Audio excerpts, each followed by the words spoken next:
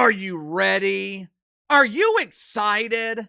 It is the moment we've all been waiting for. We have been waiting with anticipation since the year of our Lord 2022. And here in America, we have been waiting for over 30 years for this magic moment. Tomorrow, or as the hombres would say, mañana. Tomorrow, the 2026 World Cup officially begins. We are so back! We are hosting the world's most popular event in the richest country in the world. The profits are gonna be huge!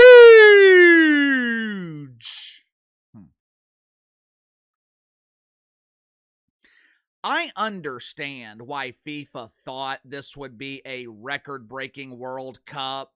When you think about it, America has become an event country. We no longer like long, drawn-out seasons. We like quick, major events. Why do you think TV shows went from 22 episodes in a season down to 10? And for the most part, every episode in the season is released all at once. We used to get 22 episodes over the course of about 9 months. Now, we get all 10 episodes in one day.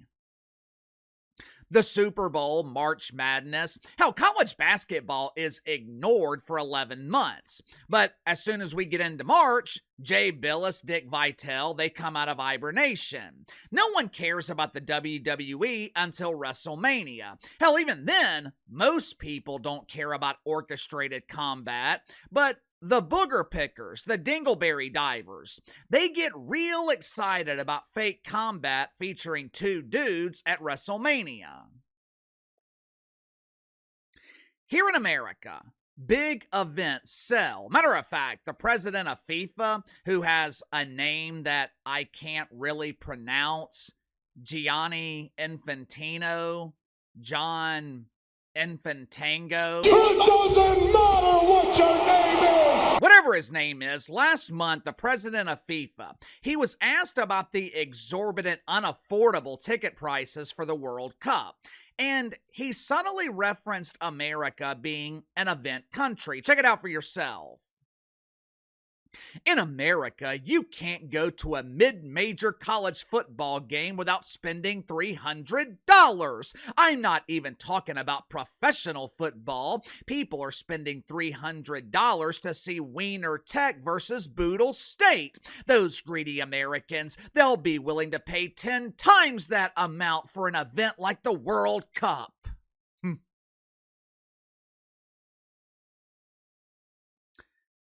He's right. In college football, where you only get 8 home games a season, people are willing to pay premium prices. Cheapest tickets for the Super Bowl were around $4,000. If you want to get into Madison Square Garden tonight for Game 4, you're paying the same price. With the World Cup happening once every 4 years, and with America hosting the World Cup once every 30 years, FIFA should be able to charge exorbitant prices and people should be willing to pay. Right? Headline at Front Office Sports: FIFA ramps up World Cup ticket giveaways. Giveaways?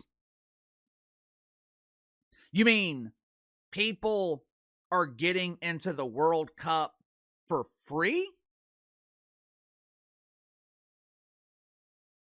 When I predicted something like this last week on the second channel, some people thought I was the new president of Club Doofus. But here we are less than a week later, and FIFA has already given away thousands of free tickets.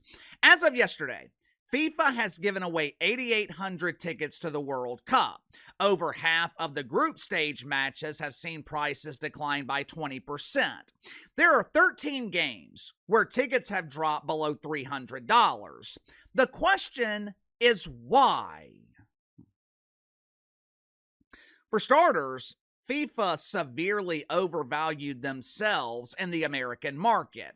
Me personally, I think they tried to take advantage of us. Check this out.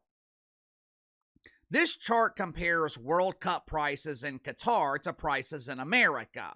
I think one of the reasons that we are seeing prices fall, one of the reasons FIFA is giving away thousands of free tickets, the international market has been taken out of the equation. The exorbitant prices discouraged international travelers from making the trip. Hotels in host cities have thousands of vacant rooms. 90% of the hotels in Kansas City are below their typical summer averages. 70% of the hotels in Dallas and Houston below average.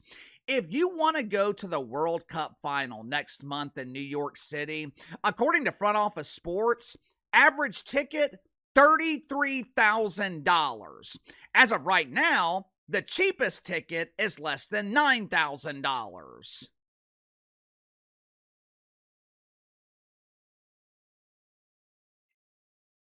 Who in the hell's willing to pay that? Soccer has never been a mainstream draw here in America. Only 10% of the country considers soccer to be their favorite sport. With dozens of matches in stadiums that seat 50, 60,000 people, if not more, and prices being higher than Bob Griner at the Cheech and Chong Festival, I'm struggling to understand how FIFA expects to sell tickets. Take a look at this picture from the World Cup back in 1994. This picture was taken by a former writer at the New York Post. I think this game was in Detroit. Now, as you can see, there's no one there. Back then, the average ticket was selling for $50. In today's money, that's around $100. And there were still thousands of empty seats. FIFA couldn't sell out when tickets were comparable to the WNBA's pricing model. So, how are they expecting to sell out when they're asking Super Bowl prices for an event that most Americans don't give a shit about? Another reason for the giveaways, FIFA is feeling pressure from their corporate sponsors. According to Forbes, corporate sponsors pay anywhere between $10 and $200 million to sponsor the World Cup. Now, when you're paying that kind of money, you don't want your brand to be associated with a failure. Optics matter. You're not paying $100 million for your brand to be associated with a half-empty stadium. Why do you think major brands are hesitant to advertise with a random YouTuber with 4,000 subscribers? Not only are his Minecraft videos incredibly boring, not only does his microscopic audience of gamers lack discretionary spending, major brands don't want to be associated with it because of the optics. Their brand is obviously bigger than the channel. Now, in fairness to FIFA, demand could and likely will rise once the tournament gets started. If America makes a deep run in the World Cup, there's not a doubt in my mind that every one of those games will sell out. I know I don't speak for everyone, but I think American sports fans are getting tired of being taken advantage of. It is becoming prohibitively expensive to be a sports fan. In the past, it pretty much cost you nothing to follow the NFL. You could pay $10 a month for NFL Red Zone to watch every game if you wanted. Today, it costs $1,000 to watch every NFL game. If your team is a contender, ticket prices can be outrageous. When Dennis Allen was leading the Saints down the path to huge embarrassing failure, you could get into the Superdome for less than $10. Once the Saints start winning, nosebleed seats will be $300-$400. As a sports fan, it seems like we are being exploited for money everywhere we go. For example, the World Cup final in New York City next month. It's not enough that they're charging an average of $33,000 for tickets. As of now, hotels are between $1,000 and $2,000 per night. If you want to take the train from Penn Station to MetLife Stadium, a ticket that normally costs $13, it'll cost you $100 on that day. It's just no longer possible for most fathers to take their son to a major sporting event. Even something like WWE, which used to be family friendly, when Vince McMahon was running the world of make believe, he always kept ticket prices affordable. Now, historically, fans of orchestrated combat, they're aren't really known for having a lot of money, but Vince McMahon also kept it affordable because he knew children, were his primary demographic. Today, it's damn near impossible for dad to take his son to WrestleMania because tickets are thousands of dollars. Hell, even tickets to meaningless shows on TV where absolutely nothing happens, those tickets are hundreds of dollars.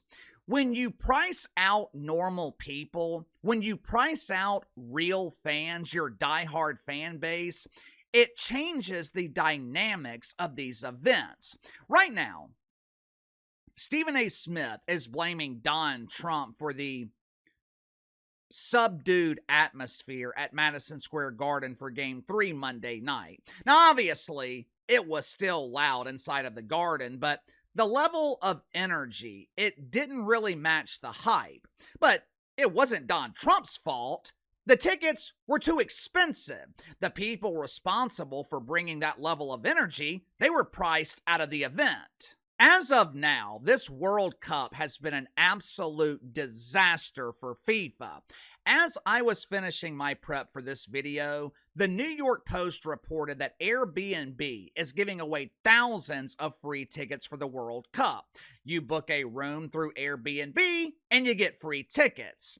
The cheapest seats for America's opener on Friday, $920. Instead of pricing for maximum profit, instead of trying to exploit people for every dollar that they have, maybe FIFA should make the World Cup more affordable. If that was the case, maybe people would actually be willing to show up. Sound off in the comments below. I'll see you guys tomorrow.